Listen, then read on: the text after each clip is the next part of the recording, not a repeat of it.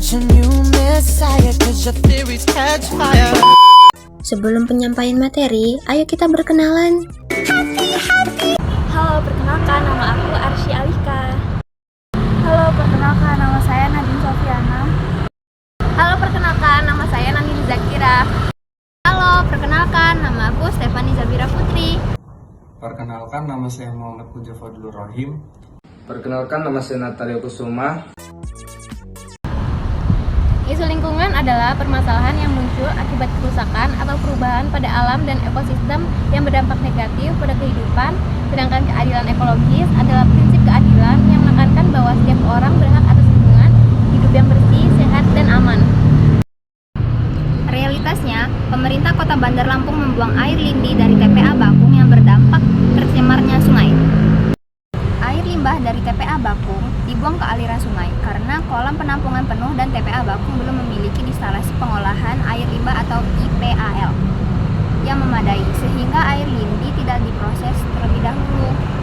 Air lindi tersebut mengandung zat berbahaya seperti bahan kimia yang beracun. Realitas tersebut bersifat objektif karena realitas yang dibahas adalah kejadian nyata dan dapat diamati secara fisik, seperti pencemaran sungai akibat air lindi dari TPA Bakung. Dan salah satunya dampaknya terukur dan konkret, seperti kerusakan lingkungan, bahaya kesehatan dari bahan kimia dan mikroorganisme. Tersebut didasarkan pada perspektif ontologi materialisme. Alasannya, fokus utama pembahasan adalah dampak nyata dan fisik dari pencemaran lingkungan. Contohnya, air lindi dari TPA Bakung mencemari sungai, mengandung zat berbahaya, merusak kesehatan dan lingkungan. Dan diskusi menekankan pada realitas objektif yang dapat diamati secara langsung seperti pencemaran, dampak kesehatan, dan reaksi sosial dari masyarakat. Pembahasan selanjutnya adalah epistemologi, yaitu bagaimana pengetahuan diperoleh dan dipahami. Kita bisa mengetahui bahwa realitas ini terjadi di tengah kehidupan masyarakat karena pengetahuan tentang pencemaran ini diperoleh melalui observasi dan pengujian laboratorium secara objektif, pengamatan langsung terhadap air lindi yang mengalir di sungai. Informasi ini didukung oleh dokumentasi lapangan seperti laporan media, foto, dan video kondisi TPA tersebut. Pernyataan resmi dari DLH Kota Bandar Lampung juga menjadi validasi objektif terhadap fakta pencemaran.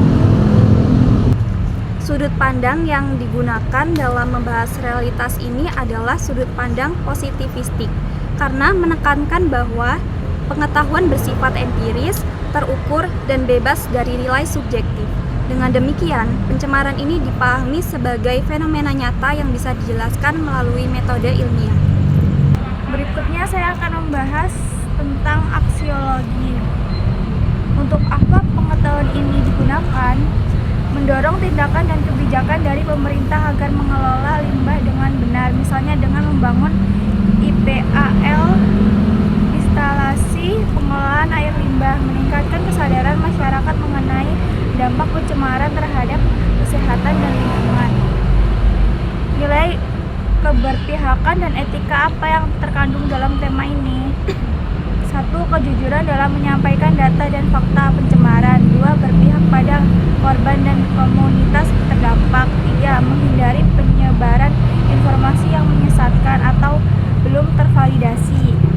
4. Fakta dan data yang disampaikan harus dapat dipertanggungjawabkan. Dalam tema ini terdapat dimensi transformasi dan kritik sosial. Dimensi transformasi, pengetahuan digunakan untuk mengubah cara pemerintah menangani limbah, misal dengan membangun IPAL. Ini merupakan transformasi kebijakan dan praktik pengelolaan lingkungan. Meningkatkan kesadaran masyarakat berarti mendorong perubahan pola pikir dan perilaku masyarakat terhadap isu pencemaran lingkungan. Dimensi kritik sosial, terdapat kritik terhadap pemerintah yang belum mengelola limbah secara optimal. Ada sorotan dan pada ketidakadilan terhadap masyarakat terdampak yang mendorong etika berpihak pada korban. Penekanan pada kejujuran dan validitas data merupakan kritik terhadap potensi penyebaran informasi yang bias atau manipulatif oleh pihak tertentu. Saya ingin jelaskan bagaimana refleksi ringkas dan pesan utama dari kelompok. Ontologi realitas pencemaran air Lindi dari TPA Bakuang dianggap nyata karena dampaknya yang terukur, kerusakan lingkungan, reaksi masyarakat, dan pelanggaran norma. Epistemologi pengetahuan diperoleh secara empiris melalui observasi, data laboratorium, dan dokumen resmi menggunakan pendekatan positivistik.